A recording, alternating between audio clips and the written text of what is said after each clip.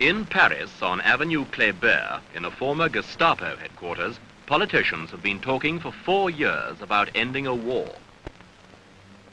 Once a week, on Thursdays, diplomatic cars arrive at the conference center, bringing delegates to talk about a war in which nearly 1 million men have died, the Viet Nam War. From North Vietnam, Mr. Xuan Thuy. He arrived in May 1968 when the talks opened. Since then, he and his colleagues have been joined by representatives of the Viet Cong, led by Madam Thai Binh. From the United States, Mr. Henry Cabot Lodge, one of a list of high-level diplomats who have handled the grueling negotiations on behalf of the nation most anxious for peace in Indochina.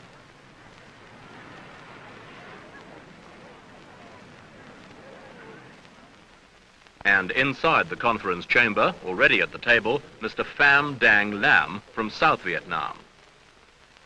In over 150 such meetings, what have they achieved? This week, ECHO re-examines the prospects for peace in Vietnam. 1968 have, by 1972, achieved nothing.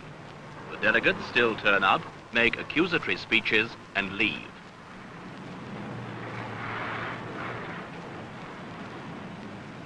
But it's a game of which even the international press has grown weary.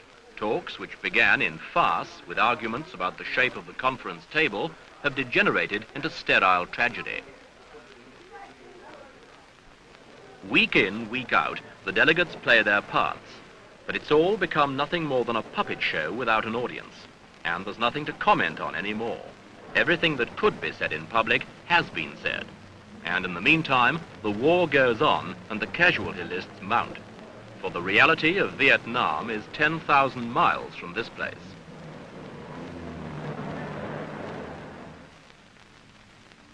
And yet in other parts of Paris, secret meetings between Americans and North Vietnamese did attempt to break the deadlock.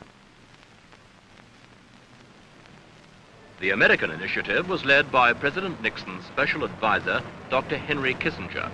Since 1970, he has met North Vietnamese leaders 12 times. At their meetings, he offered much of what the communists demanded: the withdrawal of American forces and new elections in South Vietnam. But all offers were rejected or ignored, and the whole American formula publicly rebutted by Hanoi.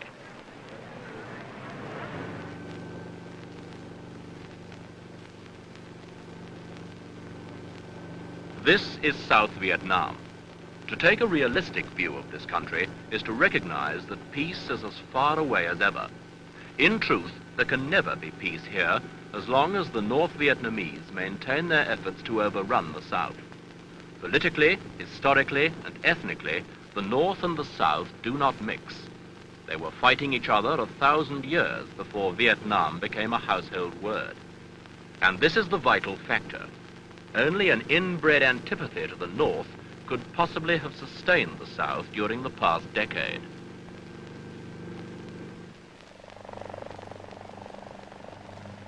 But even a massive commitment to war cannot obscure South Vietnam's growth.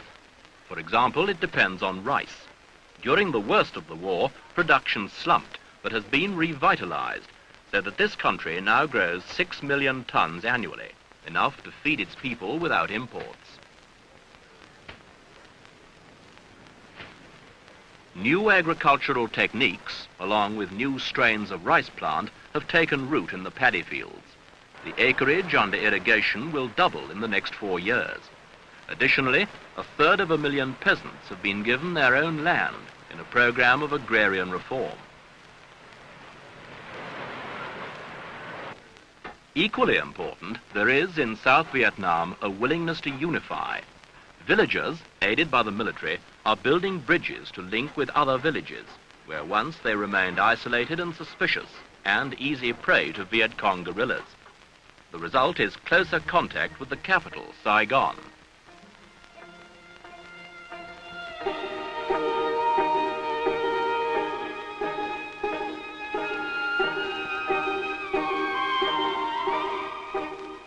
The Mekong River connects South Vietnam with the outside world, serving as an artery for the nation's trade and commerce. Intense development of the port of Saigon has made it the biggest and most efficient trading port between Singapore and Hong Kong.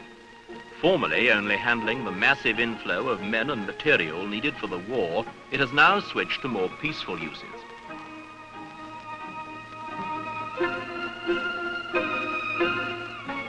More than 8 million tons of cargo are handled annually in Saigon, a port of call for nearly 6,000 ships every year. Goods are moved quickly along the waterways flowing into the Mekong and on the new highways first built to transport the paraphernalia of war. But with the noise of battle receding to South Vietnam's borders, the work of reconstruction gathers momentum. Schools and hospitals have doubled in number during the past 5 years. Then there were no medical centers in the villages. Now there are over 400. War has taught the South Vietnamese about electricity supply and the need to modernize peasant industry. And it has taught them a lot of other things too.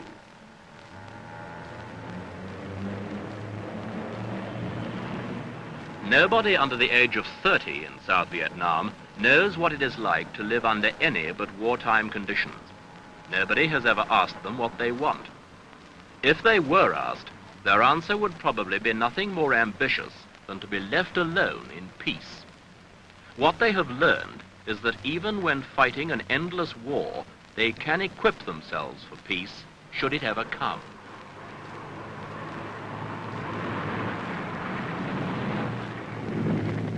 But will it ever come? The answer lies in the tortured thinking of the men in Hanoi and Peking. What South Vietnam has achieved, it has had to achieve while committing 1 million of its best young men to fighting a war from which their American support is being gradually withdrawn. To the Americans, the name of the game is Vietnamization. It means simply equipping South Vietnam to fight its own battles.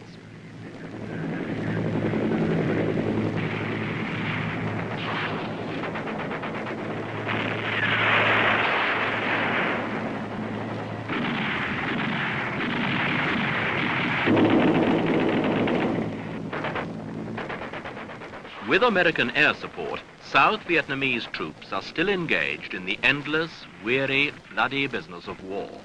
The North Vietnamese and the Viet Cong are still there, and they will not go away until or unless politicians tell them to do so.